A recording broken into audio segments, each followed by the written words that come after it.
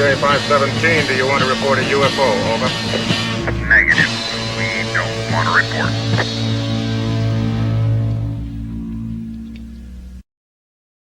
Look, it wasn't my worst Wednesday night. Hello, welcome to another edition of Anomaly-NOW, straight out of Austin, Texas. I am your host, Smiles Lewis. This is the weekly, sometimes live news and media roundup for the nonprofit 501c3 Scientific Anomaly Institute, aka the Anomaly Archives, located here in Austin, Texas. Well, folks, it's been quite a week. Just briefly, last week we didn't have a show because we were pleasantly having our good friend Tui Snyder present her travel tombstones and transformation lecture slideshow tales from her travels around the world in 80 graves. That was a lot of fun. We hope you enjoyed it. If you would like to watch that, you can you can become a patron by going to patreon.com/Anomaly Archives. And if you join at a certain tier or higher, that's the Anomaly Academy Cadet tier, you get access to each month's new live online lecture, as well as the growing back catalog of past lectures. Please check that out. You can, of course, go to our website, anomalyarchives.org, and find out more about that.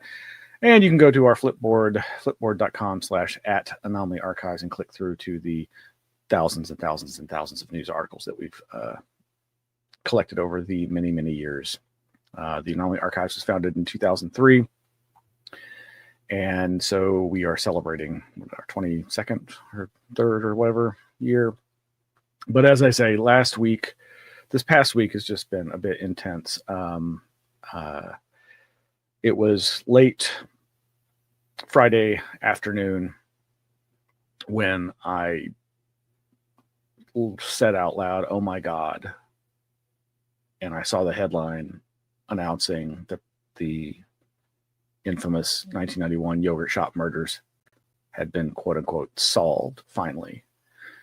And as I watched a breaking news clip about that, they assured us in the news clip that the families had been informed of this before the media were informed, and that a press conference was scheduled for the following Monday.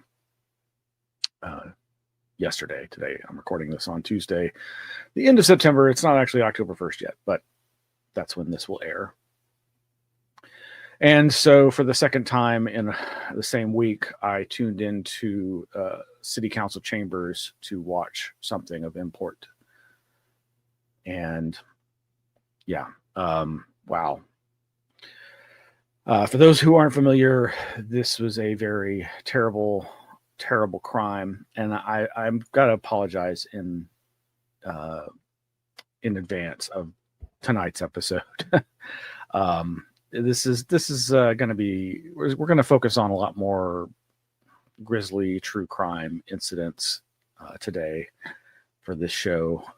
For those of you who followed me, you know that I am a survivor of a mass shooting from my childhood when I was still in elementary school, and there was a sniper at the Battle of the Flowers Fiesta parade in San Antonio, Texas in 1979. Thankfully, only a few people were murdered, but many people were injured, and many more were traumatized. And this was, of course, before school shootings and rage mass attacks had not become the norm.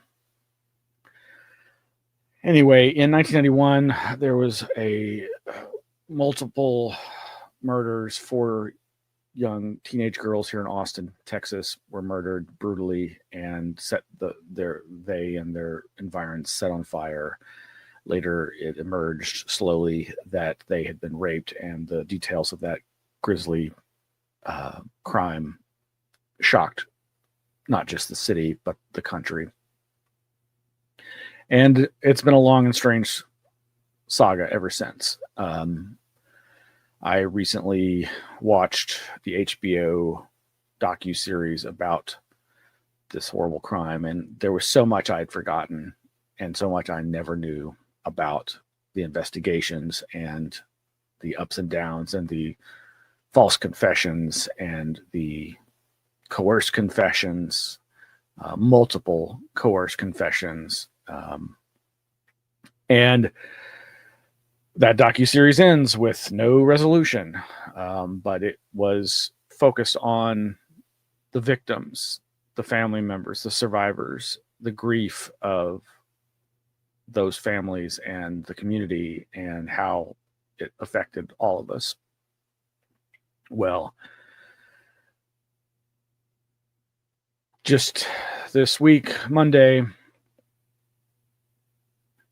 there was a big press conference held finally, and I was going to play a couple of clips from this, and it's pretty emotional, folks. So here is Mayor Kirk Watson's introduction. Thank you all. Over 3 decades after a horrible crime took the lives of 4 teenage girls and changed Austin forever, our hearts haven't healed. They're still broken for the precious girls we lost. We've never stopped sending our love and our prayers to their families. As all of you know, the Austin police have announced that a significant breakthrough has been made in the yogurt shop murder case.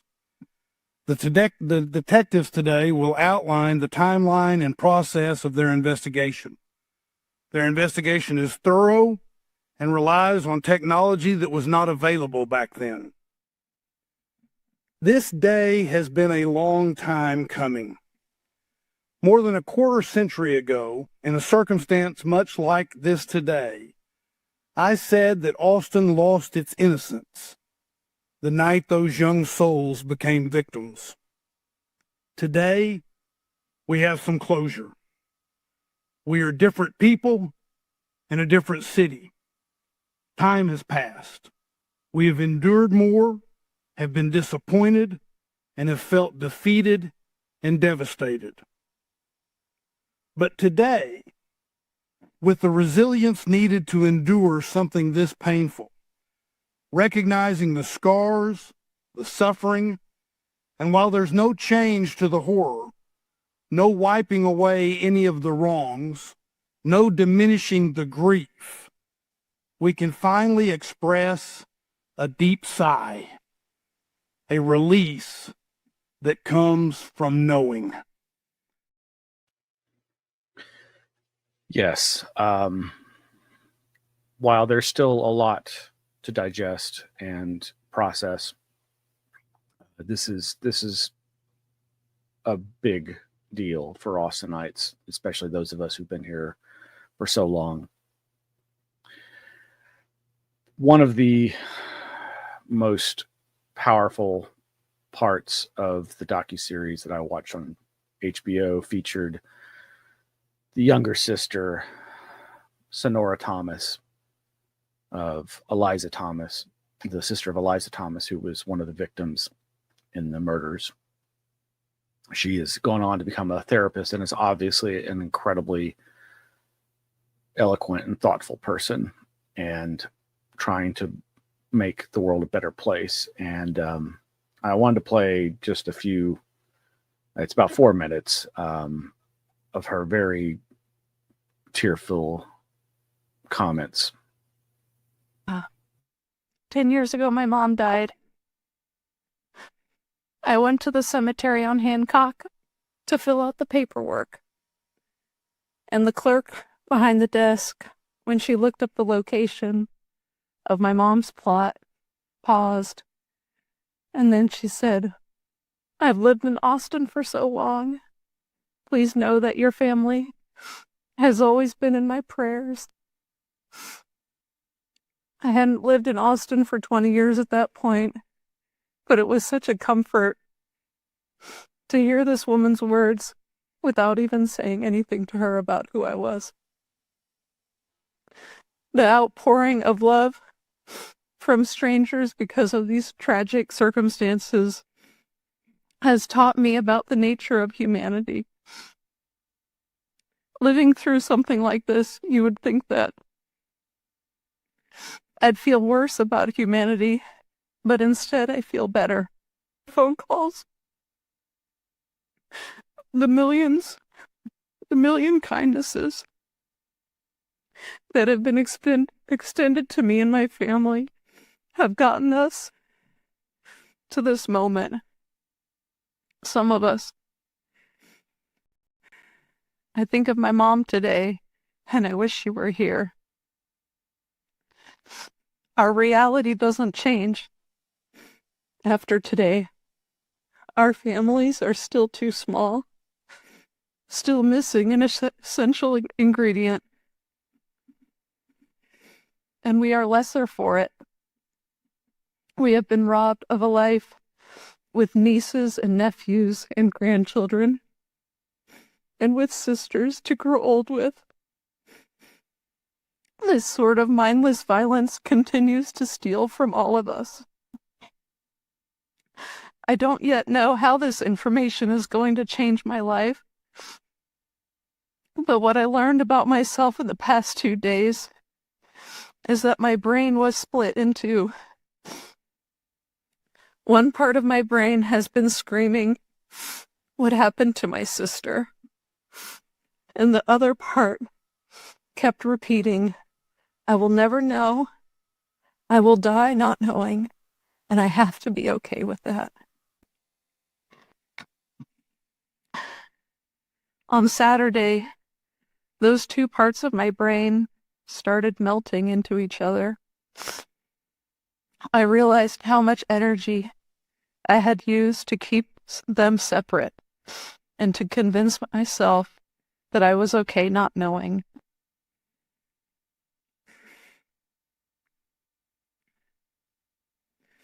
A few weeks ago, a reporter asked me, "Do you think this will ever be solved?" And I didn't skip a beat. I said, "I can't think about that. I will lose my mind if I think about that. I have to focus on my work, helping my clients and my groups as a therapist. But now I can have both. I know now what happened, and that does ease my suffering. And I can continue to pass on all the kindnesses that have been shown to me over the decades, and hope that I can ease the suffering of others." Thank you so much.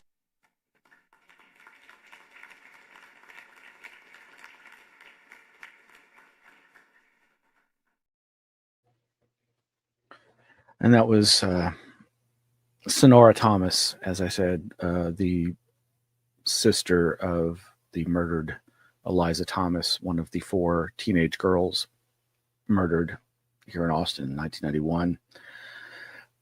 That murder, those murders, that crime, that terror attack against this community really traumatized everyone.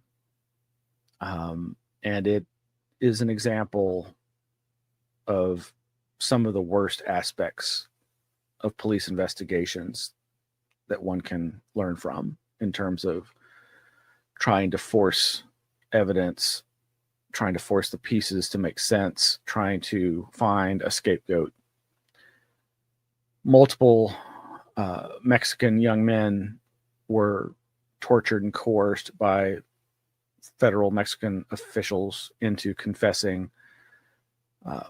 Multiple local young men here in Austin were coerced into confessing and ended up being convicted, one going to death row, and thankfully those cases being overturned, and never with a shred of physical evidence linking them.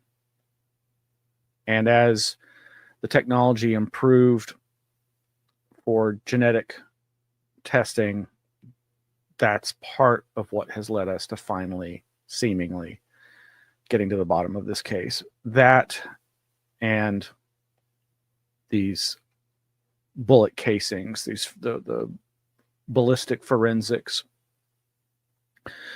The whole story is very complicated, and it's way too much to go into here, but suffice to say, this has been a long time coming.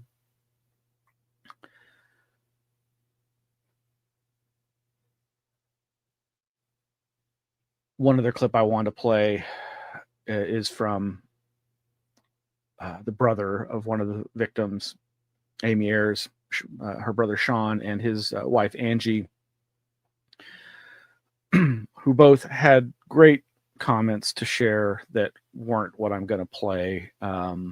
What I wanted to play, though, was what I alluded to at the beginning, that when I first heard about this news, when this news broke late Friday, the media assured us that the families had been informed before the media had been informed. That apparently was not the case. Thank you for the persons that leaked information to the media. Thank you for the bombardment of texts and calls we got minutes after we found out from a face-to-face meeting with APD. Thanks for being responsible for some of the parents being called by media before they got the chance to have their face-to-face with APD. Thank you for forcing this press conference to be moved up, so we all had to rush to put our thoughts and words into a moment we've been waiting 34 years for. You should know better. This has to stop. And to those that leaked it before all the family members were notified, shame on you. This has never been a story to us, these families. It's always been our lives, and we were forced to share it with the world. And the one day that we were trying to cope with it and take a breath, you took that from us. I hope that you never have to endure the pain that caused.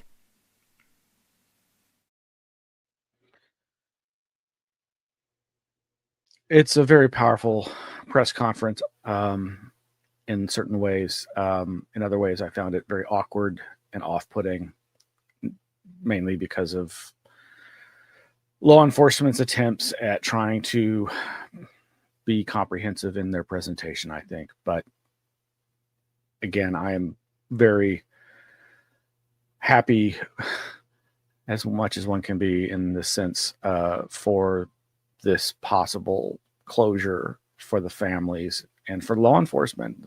This traumatized everyone, including the police investigators and the social workers. And it was a brutal, brutal crime. And the terrible person who committed it, apparently, and many other events that crimes that this perpetrator, this serial pedophile, rapist, murderer committed,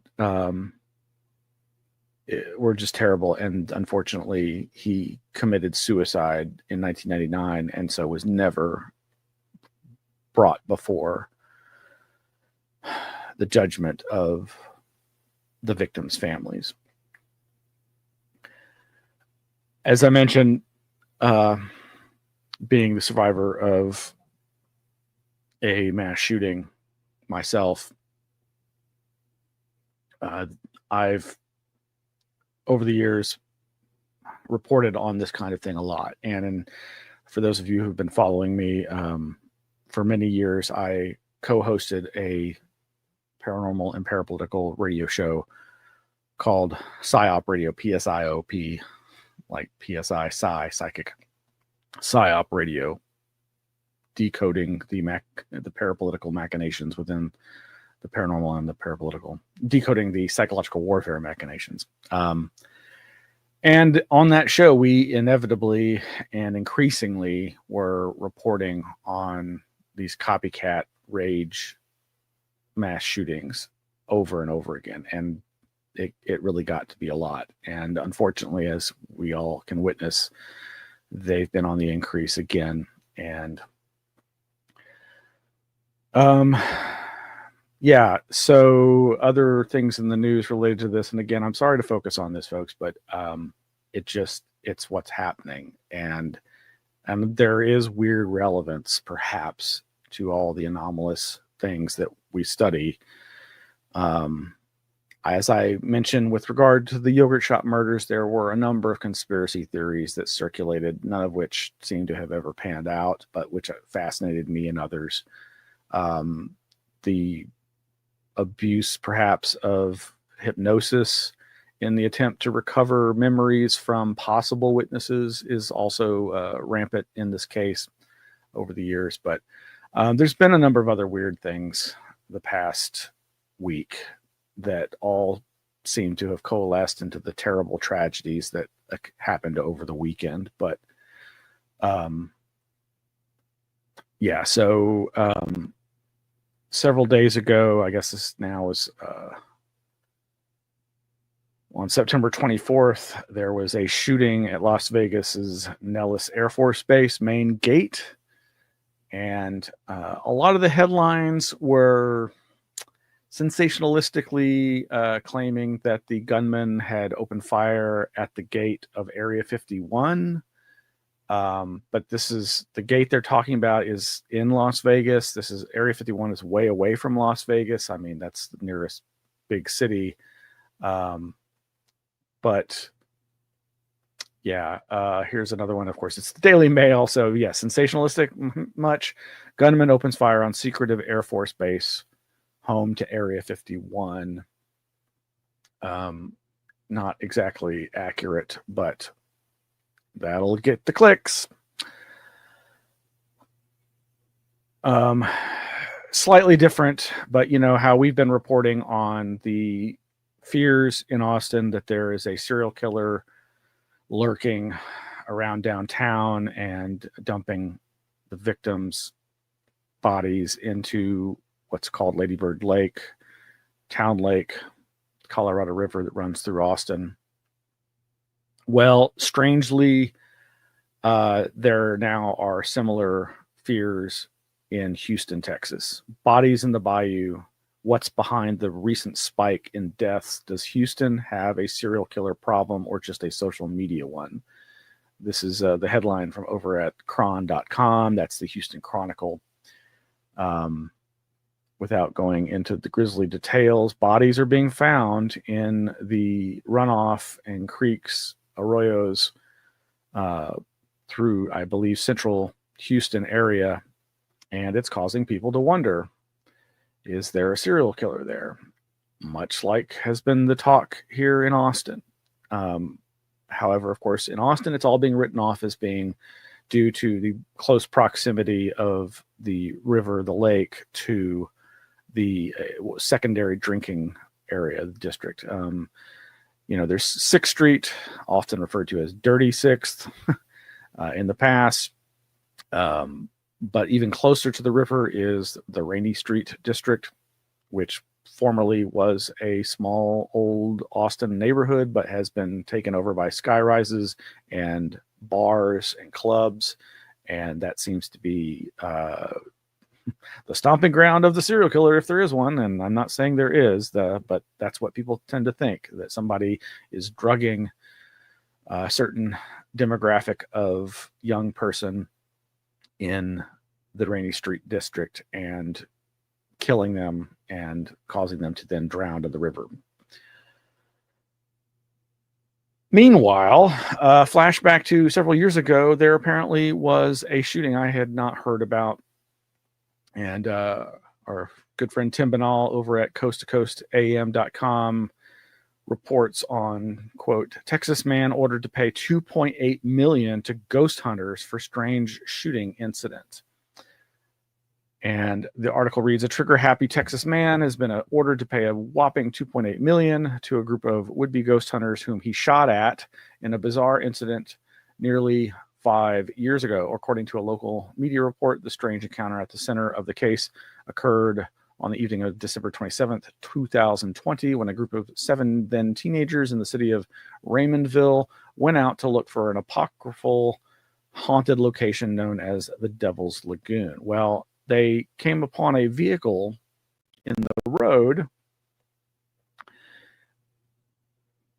They came upon a vehicle pulled over on the side of the road, pulled over ostensibly to check on the person, and the gentleman, not gentle, the perpetrator began opening fire at them. Over at valleycentral.com, that's both a CBS and NBC website. Yeah, folks, there's a media monopoly out there, in case you're not aware. Headline: Man who shot at teens during Devil's Lagoon ghost hunt owes victims $2.8 million. I don't understand what could have possessed, pardon the pun, this individual to open fire on these teens. Perhaps he thought because of their ethnicity that they were gang members. That's where my mind went. I haven't heard the details of the case, but it sounds like it must have been a pretty clear-cut incident of random violence against these poor teenagers. But getting back to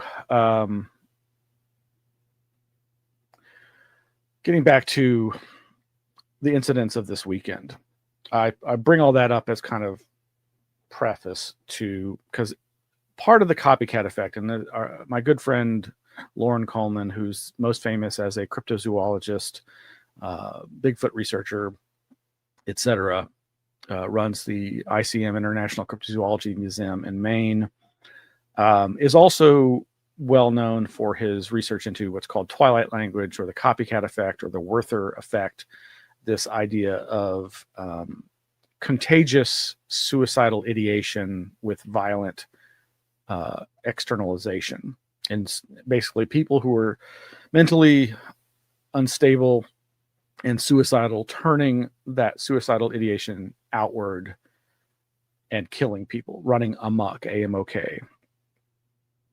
And that is a kind of broad field of discussion when it comes to these kinds of school shootings, mass shootings, rage shootings, workplace shootings. This does get into a quandary about the nature of, say, gang violence or other types of gun crime. And this has been a point of contention, obviously, amongst various people with views on the Second Amendment. But of course, over the weekend, there were multiple mass events. Some have said that there were up to 5 mass shootings this weekend in the United States over the course of 2 days, 48 hours. Depending upon your definition, depending upon what we learn about some of the lesser heard about incidents, that may or may not bore out. But this would seem to be a high point in the sense of high numbers of these incidents, a low point, obviously, in our culture.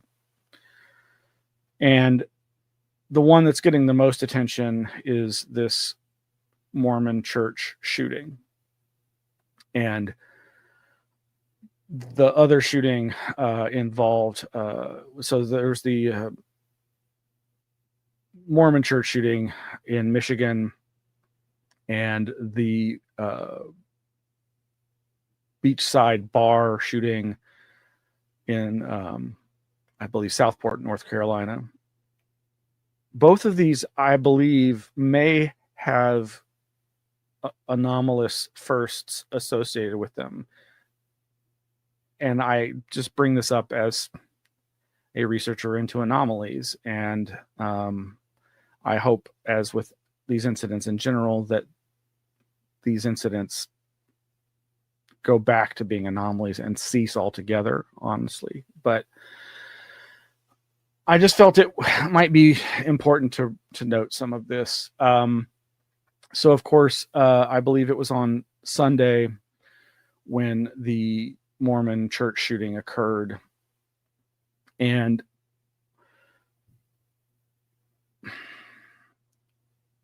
let me just play this first clip. That's what first caught my attention about this. And Lindsay, one congregant says he did not recognize the shooter, who he says was dressed in camouflage and accompanied by his black dog. Investigators are now working quickly to try to figure out what the motive was in all of this. Lindsay? Yet another heartbreaking shooting. accompanied by his black dog, or accompanied by a black dog.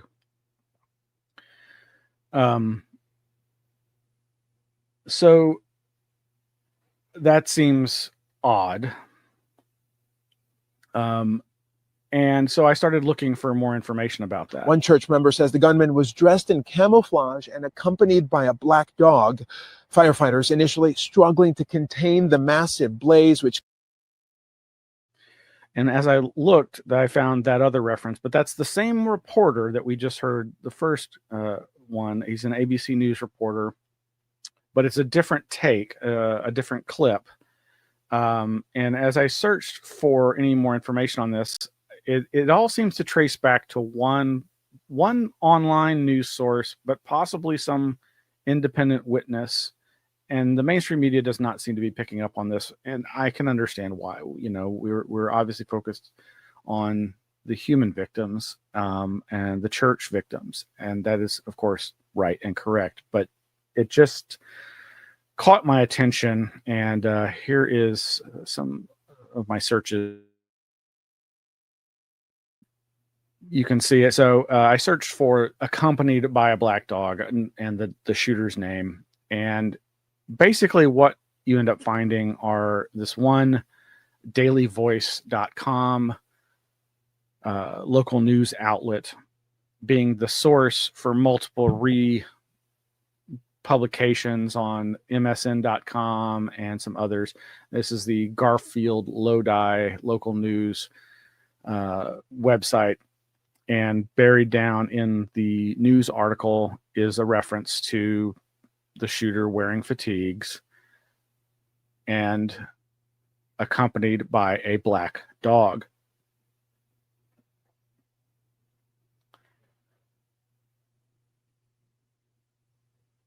Horrified congregants running for their lives as the ordeal unfolded.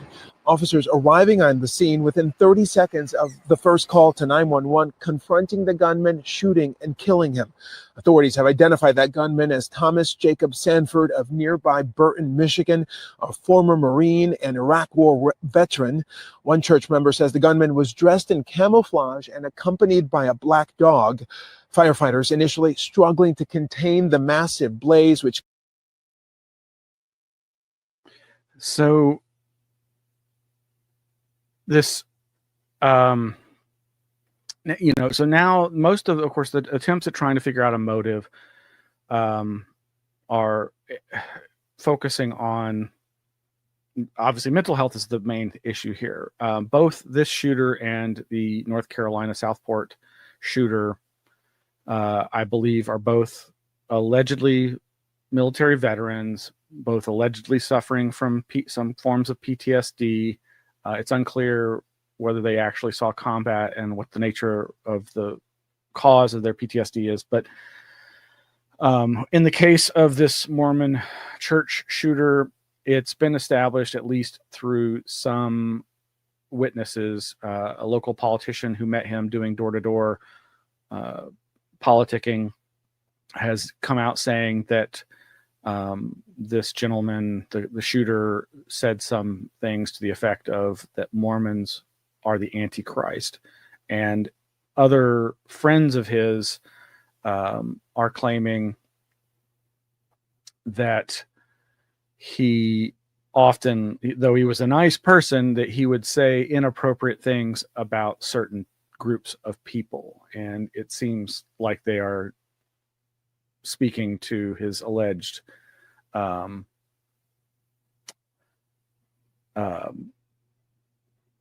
being anti-Mormon, and he obviously has some history with the Mormon Church. But that's my point is, the reference to the dog is anomalous.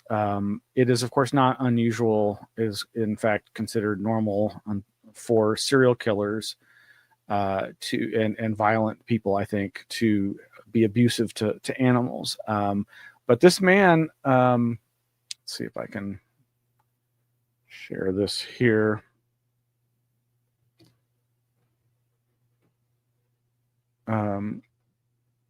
Yeah, so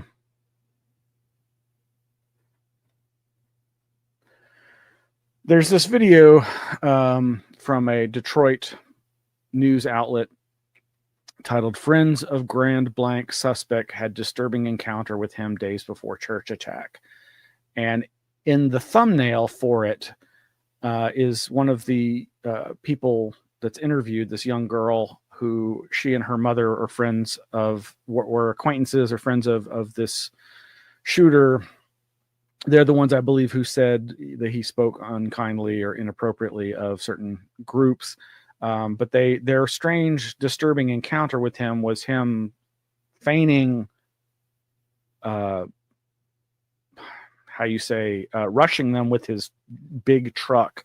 And in this thumbnail here, you can see he's leaning out of the truck that was used, I believe, in this attack. And in the back are the American flags that are seen in the video footage that you've probably seen. And in the back of the truck is his black dog coming out the window and being pet by the young lady, the young girl who was witness to the strange encounter where he falsely acted as if he was going to run them over with his vehicle, but then like made a joke about it, like, "Ah, ha, ha, I got you," which really apparently freaked them out and seemed out of character for him, perhaps.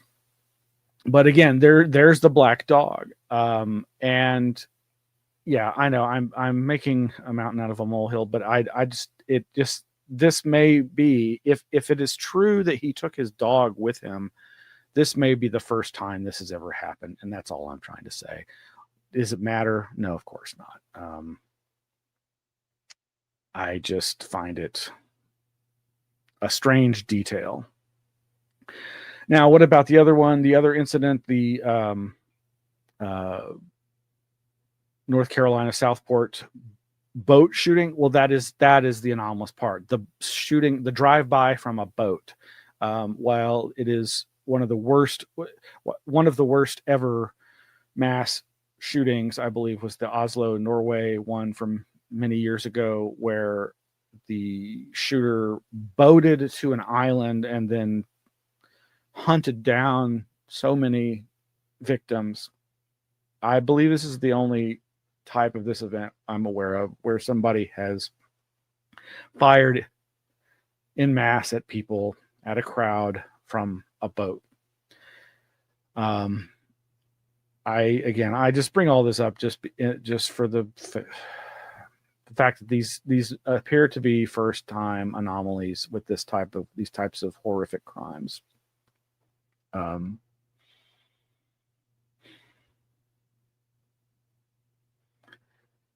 Okay. Gonna take a break here.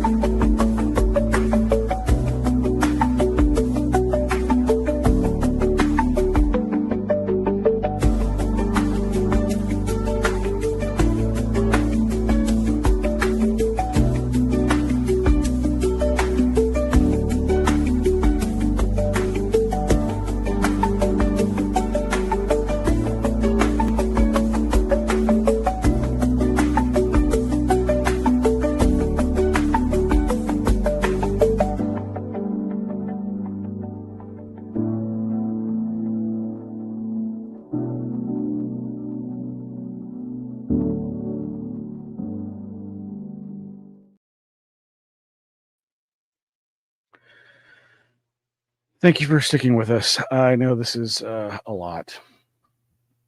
Well, there's a ton, as always. There is a ton of other news that's much more traditional for our fair. And you can go to flipboard.com/@anomaly-archives and click through and find a ton of links. Among the things that I had wanted to touch on, but I'm just not going to be able to today, folks.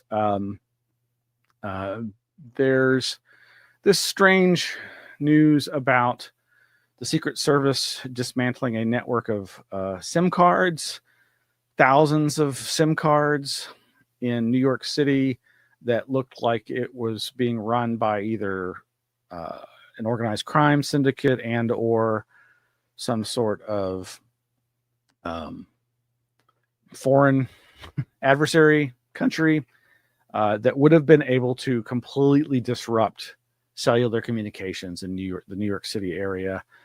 This is being touted as if it's in connection to the United Nations meetings and the world leaders arriving and whatnot. But yeah, wow. And I had immediately, it reminded me immediately of a thought that's related to UFOs. And I'm glad it wasn't just me. Our good friend Micah Hanks on one of his recent podcasts just briefly alluded to the same exact thing, this idea of overwhelming communications channels.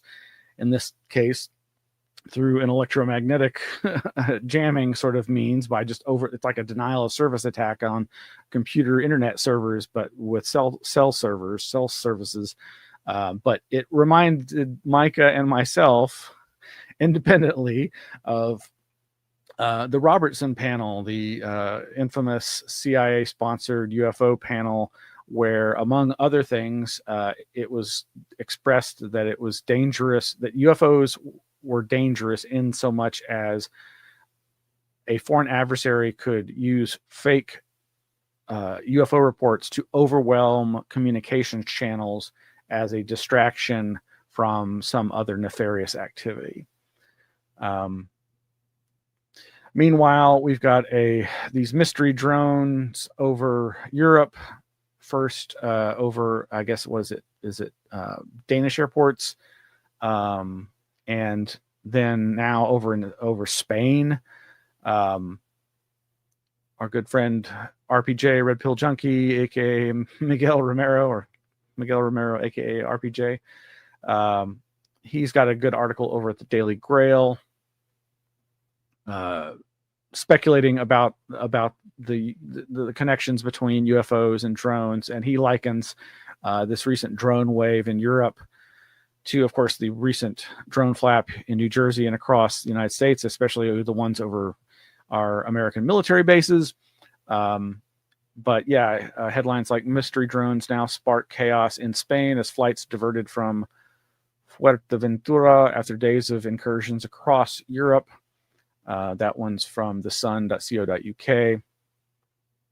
And something droning in the state of Denmark. That's the one by, I guess, Miguel Romero over at dailygrail.com. And I interestingly, he he compares it to the famous ghost rockets, the kind of a pre-modern era UFO event, but post-war, pre-modern era, where these apparent missiles or cylinder UFOs were being seen over Norway and Sweden and these different areas, and it was presumed to be Russians. Well, just like these drones now are presumed to be Russian. He, in fact, so he calls them ghost drones instead of the ghost rockets. But as always, Miguel has some interesting insights that you might want to check out over there. Some of the other things I wanted to mention are these interesting articles about new Japanese Fugo balloon research. We've got those links buried down in there. I'll put them all in the show notes.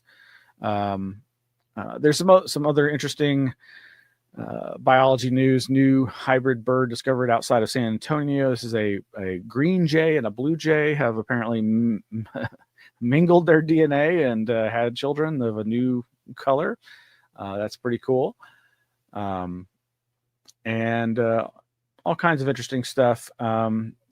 Popular Mechanics has a cover article, a whole cover magazine devoted to UFOs, UAP now. They seem to be cashing in. And up here, I think I have links to this, what's called the Carolina Crawler. There's some interesting cryptozoology videos that you should check out. Some from Thinker Thunker and just some very interesting Bigfoot video analysis that I think is actually very worth your time. The Carolina Crawler 9/11 incident, yeah, that's really fascinating. Is it a hoax? If it is, they involved law enforcement and could probably get in trouble for that. But this event happened several years ago, or a few years ago, and is only now getting some better attention. But you may want to check that out. It all seems to center around this classic cryptid that emerged around 2005, 2006 after the movie The Descent was released, and online communities started creating this creature, this thin, gaunt, pale creature called a rake, R-A-K-E, and that is very reminiscent of the things, the weird underground feral humans encountered in the movie The Descent. Anyway, I'm not going to spoil this story. It's wild. Meanwhile, there's also links to some great free online publications on the paranormal and UFOs, etc., that I think you'll want to check out. Again, the links will be in the show notes for tonight's episode. And there's a Fantastic Fest interview. Fantastic Fest is a film festival put on by the Austin's own Alamo Drafthouse Cinema. It's been going on for decades now. It's fantastic. It's the Fantastic Fest, but it's great content. And there's a documentary that's been desired long in the making, called When We Were Live, and it's all about ACTV, ACAC, Austin Community Access Television. Again, we'll have links to all of that in the show notes. So I'm going to try to wrap this up. I know this has been a very different episode than normal, folks. I apologize, but these, as I say, have been important incidents in Austin's history, with the apparent resolution of the yogurt shop murders from 34 years ago, 1991, I guess. I mentioned watching city council twice in a week's time. Well, I'll save that other time for after this. But in the spirit of UFO stuff, so I guess it was just over a year, I guess 2 years ago, a year and a half ago, the 1990s, the classic TV series Northern Exposure, that caught a lot of people's imagination because of its quirkiness, and it's often dealing with philosophical issues and sometimes seemingly paranormal issues and synchronicities and dreams and strange, weird events. There was an episode that aired, I think, in March of 1993 in their 4th season that may be the only time, or one of the few times, they ever specifically dealt with UFOs. And as I've been making my way through the back catalog of these old Northern Exposure episodes, I came across this and thought I'd share. Let's see if I can get this set up for you here. There's 2 clips. They're each about 1.5 minutes or 2 minutes. Job, cable TV company. What happened then? Change of venue. Huh? It happened 5 years ago, summer, August. I was troubleshooting along a back road near this little farm town in Illinois, Watseka. It was 10 o'clock at night. I was up the power pole, and these lights came out of nowhere. Lights? Yeah, real bright, white, and blue, and green.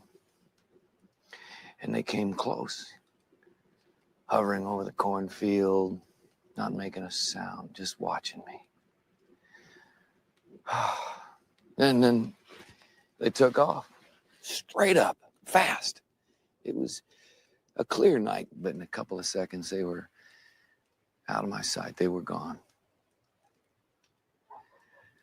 Well, after that, I had a hard time keeping my mind on things, on work and girls, Sunday afternoon football games. No, the world had turned over, and I couldn't hold on. Change of venue. Yeah, exactly.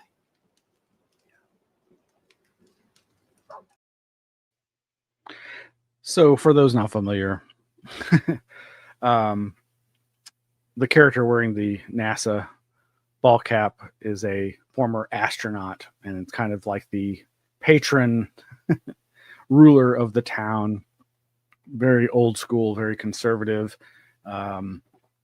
Maurice Minifield, I believe is his name, and he's very upset by the appearance of this homeless man in their town. There's no homeless in this Alaska town.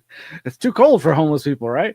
Well, he finds out that the homeless man is a veteran, a military veteran, which of course endears him to him.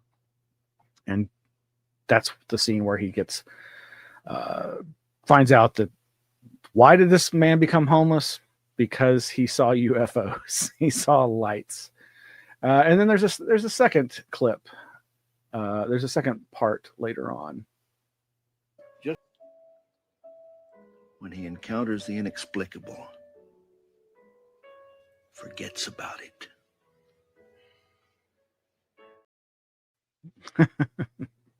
Yeah, that's Maurice for you. He's like, when the weird stuff happens, just forget about it. When something that bizarre happens, forget about it or it'll ruin your life. Well, that's kind of the storyline, is that this unfortunate person became homeless because they let it get to them. I offer that as part of our cargo culture, fair use, educational purposes, reminiscing about some of the popular portrayals of UFO related stuff. All right, that's gonna do it, folks. I did have so I mentioned having watched the Austin City Council twice in 1 week. Before, or not, well, within 7 days of each other. This Monday, of course, was the press conference about the break in the yogurt shop murders. But last week, I became aware of some city council possible shenanigans. Basically, there's often been fights in Austin and controversy over the use of certain surveillance technologies here in town. And there appears to be a push to implement AI-enabled surveillance cameras either across town or in certain parks because of break-ins and parking lots or something like that.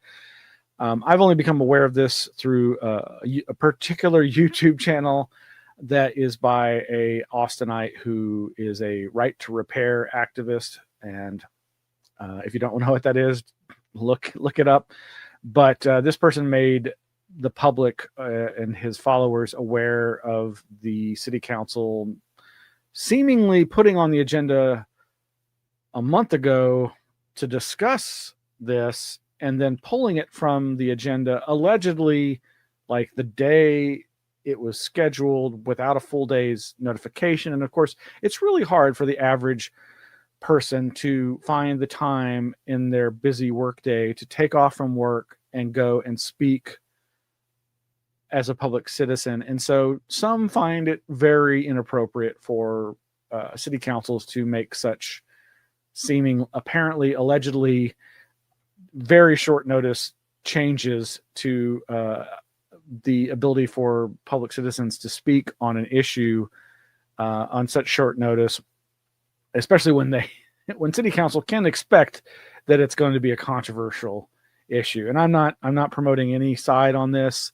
I have my own feelings and opinions, but all that said, I tuned in to watch the proceedings, and I was not disappointed. There were some very creative forms of what I consider appropriate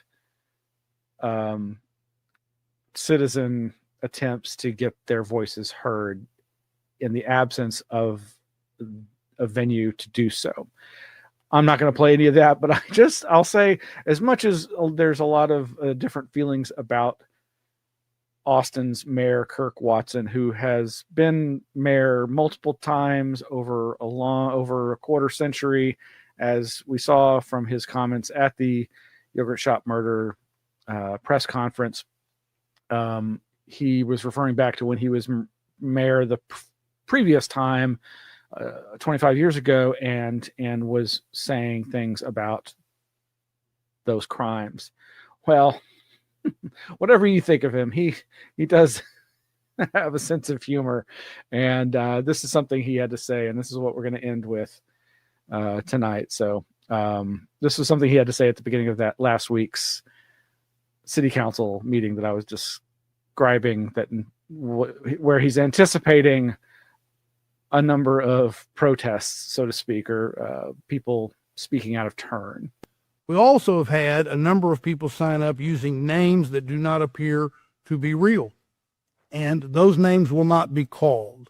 In some instances, those names, while perhaps labeled creative, are vulgar, and so we won't call out those names. I'm not going to ask anybody to do that. But if in fact your name doesn't get called, let us know, and because if we made a mistake in terms of your name. In fact, if Anita Bong is really here, I mean, I haven't seen any bong hits in a long time. If Anita Bong hit is here, but I haven't seen any of the bong hits in a long time, even though bong hits have long been an iconic part of Austin, Texas, and brought much happiness to our city.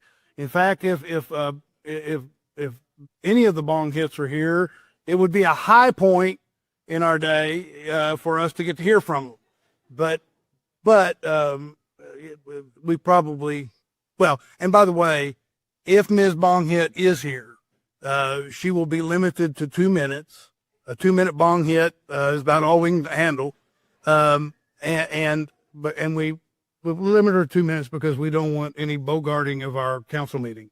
So with that, we will go to the people that have signed up on the consent agenda to speak, and I will turn to the city clerk and ask you to call names except for Ms. Bonhit.